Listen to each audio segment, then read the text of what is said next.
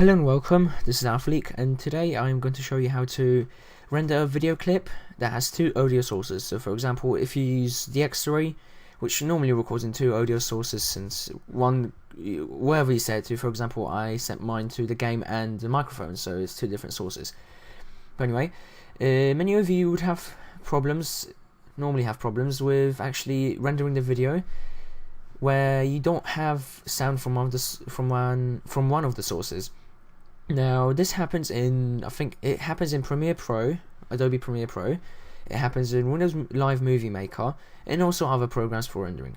So what I'm going to show you is a quick method using Sony Vegas, which is an amazing video editing piece of software, I guess, or you can call it, and I'm going to show you how to render it using two audio sources. So I've got the video clip ready right here, it's got two audio sources right here. So what you want to do is click on this button right here, which is Render As. And if you this will be like this. Now you scroll down till you see Windows Media Video V11 WMV. Now scroll down and you'll find this 6 megabytes per second HD 720 30p video. You won't see this. This is my custom settings.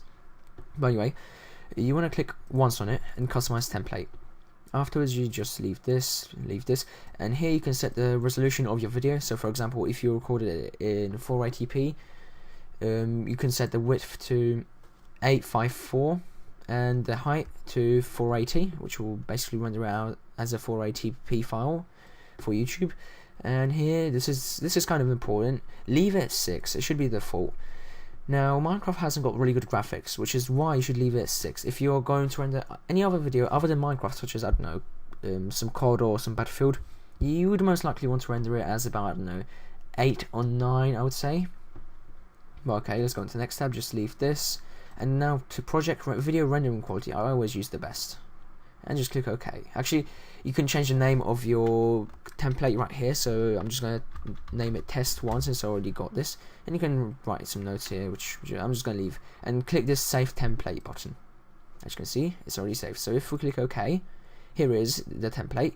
Just click this star here, and now show favorites only. Now as you can see, shows up shows up without any problems, so you don't have to scroll down and find it.